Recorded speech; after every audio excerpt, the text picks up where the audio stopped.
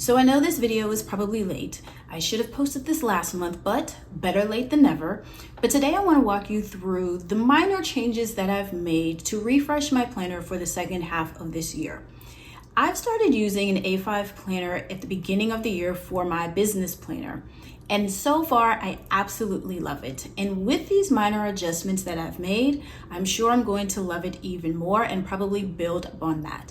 So let's go to the top-down video and let's get started, and I'll show you the changes that I've made. So here is my planner cover. For the most part, my planner hasn't really changed. As you can see, the cover is still the same. The original dashboard that I put in at the beginning of the year, that is still the same. But there are a few minor changes that I made to kind of refresh and update my planner for the remainder of the year. So as we get to look into it just a little bit more, I've actually kept the original dashboard that I put in by Cloth and Paper. There's Luxury and Simplicity. I have added a few dashboards from Rose Shadow Collection just to give it a little more oomph and to give it a little more personality as I'm building to get to the type of aesthetic that I want for my planner to actually have.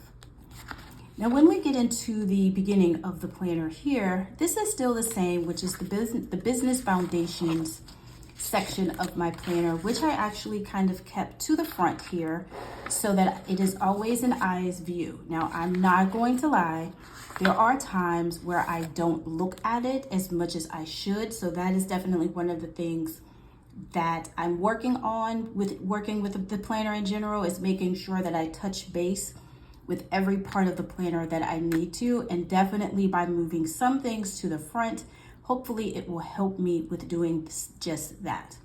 I've also moved my planner, my goals to the front as well. As you can see, I have not put in my Q3 goals and 4 goals yet, but that's going to be a work in progress. So I'm getting ready to add those in sooner, one day, probably this week.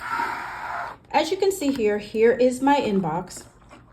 I actually use this quite frequently, which I like, and I'm actually just starting a new page now. I got rid of the pages that were in here before, and now I'm just starting fresh, giving it a whole new look and revamp and just keeping it fresh and clean and not having the first 6 months in here.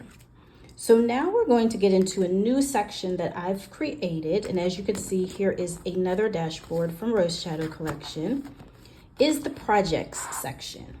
Now with the projects section, this will tell me exactly what projects I need to do for the month or for a certain area of my business. So for example, for July, I wanted to do a little podcast update. So here I put in update the art that I did, update the intro words, update the intro, which I did.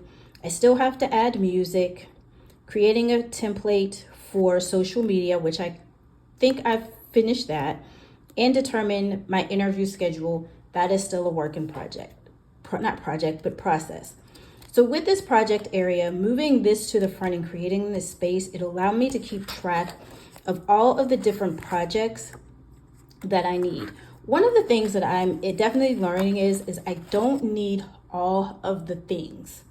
And because I don't need all the things, it helps with this second part of the year to take out what I don't need to take out and add things in to where I need to add things. So the project section is definitely a much needed add-on into the planner.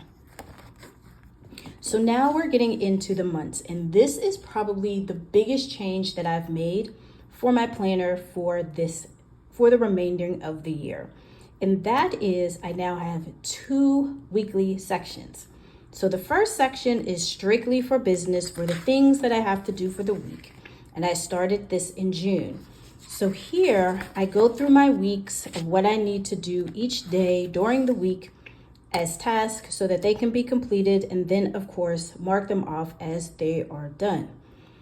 I went on ahead and I purchased some new inserts from Erin Condren, and the inserts I used are the canvas inserts. And this is the first time that I'm ever using an academic year calendar for the inserts.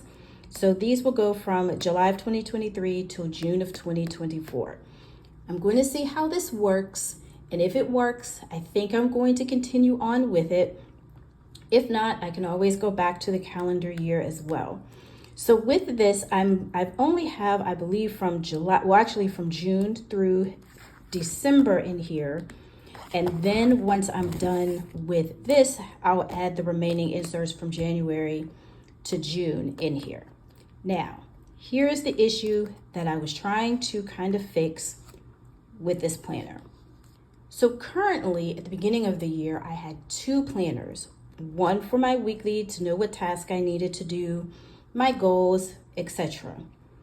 My content planning schedule was a completely different planner, which is an 8.5 by 11 monthly planner that I have. I don't necessarily like going back and forth between 2 planners. I'm also learning through this process is if I'm going to use an A5, and if you're using anything A5, even a disc planner, it's a lot easier to have everything in one area and in one planner. So what that has made me do is I have actually added a content planner here in the back of my planner. Now what I did was with this is I took originally I had a full calendar year from January to December. So I took July through December of those original inserts, put them in the back for the content planner, and then purchased new inserts for July of 2023 to June of 2024.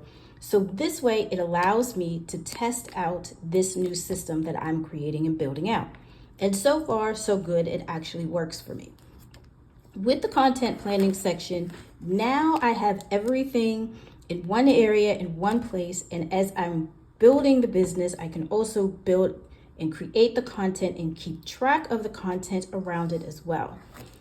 This is very helpful for me because one, I would have to go from this planner and then go to another planner. Where I'm realizing is that I only need one main planner, and 2, I'm also learning that me having multiple planners, it's not working for me the way that I would have liked it to.